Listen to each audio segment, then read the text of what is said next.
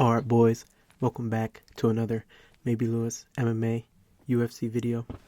So today we're going to be recapping and just talking about the fights that happened this past weekend, UFC 324. Banger start to the year, boys. If every card is like this, we're in for a treat this year with UFC. Gaethje spoiled the party, boys. What can I say? My pick went wrong. Pimblett went out there and tried to slug with Gaethje. Box it out with him. Never goes good if you try to go to war with Gaethje. Didn't try to take him down. I don't know what he was doing. He went for like one takedown, I'm pretty sure two, and it was like in the last round. Besides that, Gaethje looked pretty good, you know. Scouses don't get knocked out. I guess that was proven in this one. Pimblett was getting rocked, dropped, but did not go out once. Was taking crazy right hooks, right overhands, left hooks. Yeah, Gaethje looked good too, you know. Well, Patty didn't look that good. He was fighting back, but didn't really do much damage to Gaethje or anything, but he has heart. I guess he proved that I know he won a lot of fans over in this one. Proved that he belongs up there with the elite. I say he's pretty good for lightweight, you know, prove he could stick around. But Gaethje, you know, obviously he's the interim title holder now. He's going to fight Topuria next. I'm pretty sure there's no way that fight doesn't happen. He's getting knocked out, but you know, Gaethje obviously two-time interim belt holder, fight of the night, potential fight of the year candidate already in the first card of the year. Pretty good fight, boys. You know, Pimblett got beat, but Gaethje looked good. You know, put up for the unks. Next fight we're gonna talk about, boys. Suga Sean O'Malley is back, boys. I know a lot of people thought Yadong won that fight. I don't know what fight they were watching. Yadong really just won round 2 and it was off control time. He did no damage in that fight whatsoever. Had some pretty good leg kicks, but that's about it. You know, O'Malley just torched his face, landed his signature knee, was just picking him apart like I said he would in round 3 and also in round 1. He was just, you know, throwing that left hand down the middle, getting out the way, you know, throwing his jabs out there. Looking pretty good. I don't think that rewards a title shot, that performance, you know, was unanimous 29-28. Obviously lost that round 2 to control time, but still think it's a pretty good for O'Malley, you know, get back in there, get a win, get his feet back under and remind people who he is, boys. You know, one of the best strikers, probably the best striker at bantamweight. But yeah, good to see O'Malley get a win there, boys. Now, next fight, Dominican Papi. Waldo Cortes-Acosta got that TK on round 2 versus Derek Lewis, man. Derek Lewis looked so slow in this one. I guess that age is really catching up to him because every punch Waldo could see coming, dodged every punch, was picking his leg apart, you know. I guess Derek Lewis gave up in the end, you know. That punch at the end where Waldo hit him, it didn't really drop him. Lewis just kind of fell, I guess, or tripped. I don't know what it was, but he gave up, you know. Took some mean shots at the end. And, you know, Waldo Cortez got that dub, boys, like I said. Now, next fight, Natalia Silva versus Rose Namajunas. People were also calling this a robbery. I thought it was Silva clear round 1 and 3. You know, Namajunas had round 2 with that takedown I'm pretty sure she got. She was more aggressive, but Silva was landing the most shots, staying more active. Namajunas was landing the harder shots, I would say, but Silva was just there, you know, with her leg kicks, with her jab, her kicks, just looking more active all around. So I thought she won that 1-3. I guess people thought it was a robbery, but I thought it was a clear Silva win. Not much to say about that one.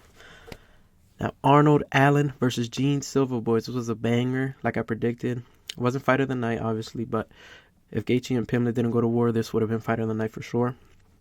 But, you know, Gene Silva, I thought he won 30-27. I thought he won all 3 rounds. I think it was like 29-28 to 29-28, 30-27. But Gene Silva got the win, obviously. Looked really good and patient like I predicted versus Arnold Allen. Was picking his shots, walking Arnold Allen down. Arnold Allen looked pretty good too. It's kind of, I don't know, I feel like this was a bad matchup for him. Silva's really aggressive. Arnold Allen's still a top dog at featherweight, I feel like. But Silva's just, I feel like he's different. Definitely belongs in the top 5 at featherweight. And yeah, that was a pretty good war, boys. Silva at the end jumped off his back when Allen was on the ground. That was funny. Now to the prelims. Umar versus Figgy.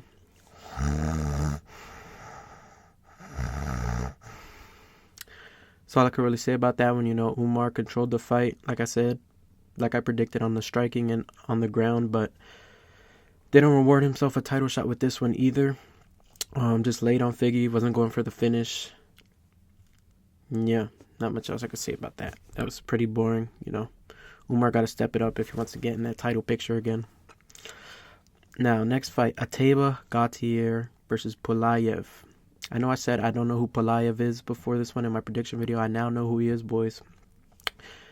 Gautier didn't get that round one knockout. He got the decision. No one thought he would ever see a decision. Low-key, can't lie. No one thought that any fight to go to decision wasn't his. No one thought that. But Pulyaev survived round one after getting dropped. Was landing kicks from range, jabbing. Gautier cannot cut off the cage to save his life. Pulyaev was just circling out every time Gautier got him to the cage. And landing his kicks, his jab, his straights. But Gautier, dropped him like 3 or 4 times. That's what won him the fight. Pulyaev won more, but Gautier did more damage and dropped him, so that's obviously going to win him the fight. But yeah, that was a pretty good fight. We see Gautier has a good gas tank, went 15 minutes. Wasn't throwing much, but every time he did, he landed pretty powerful, would knock Pulyaev back. We knew he got power. But yeah. Alright, boys, the next fight we're going to talk about is Nikita Krylov versus Modestas Bukauskas. Nikita Krylov proved me, and I'm sure many other people, wrong. He looked really good in this one. Maybe it's just Bukauskas is bad. I don't know. But Krylov controlled the fight the whole time, in the striking. Bukauskas, he was striking, but he was like missing a lot. Krylov had good head movement. Bukauskas was missing his right hands and just couldn't find that shot. Krylov was getting the best of all the exchanges. He had good kicks, good punches, and obviously in the last 10 seconds, Bukauskas was like, all right, I'm just go for it, I guess. And then he got rocked and finished. But Krylov looked really good in this one, bounced back after his 2 KO losses. And yeah, looked pretty good. All right, next fight, Alex Perez versus Charles Johnson. Alex Perez knew he had power. Rocked Johnson with a left hand. I don't think Johnson ever really recovered from the first one. Every punch that landed after that was rocking him pretty bad. Obviously, Perez finished him, round 1. Left hook, dropped him. Charles Johnson is a certified prospect killer, and that's it. He can't beat vets. That's what I think, honestly. But Perez looked good. Heard this was the last fight on his contract. Hope he gets renewed. He's still pretty good. Can hang in there. Obviously, he proved that. But, yeah. Now, next fight, boys. Josh Hokit versus Denzel Freeman. Obviously, I had Hokit round 1. He got it round 1. Dominated Freeman. Grappling, striking, everything. The first standing middle finger TKO. But yeah, Hokit looks really good for heavyweight. He's speed mogging all these guys. Freeman gassed. Couldn't deal with that pressure. And yeah, Hokit is looking pretty good for heavyweight, boys. Not going to lie. Now, last fight we're talking about, boys. Adam Fugitt versus Ty Miller. Round 1 knockout. I called that as well, boys. Ty Miller looks really good. Fugitt can't block a right hand to save his life, Miller was just blasting that 1-2, cracking Fugitt every time with that right hand, obviously. Finished him with 1 second left in the first round. Ty Miller looking pretty good for welterweight, not going to lie. Pretty tall. Good striker. I think he'll give some guys some problems. Not going to lie, boys. But, yeah, that's my recap of UFC 324. Pretty good card to start the year. Next video, I'm going to drop fights to make after UFC 324. So look out for that. Obviously, my 325 predictions are coming soon as well.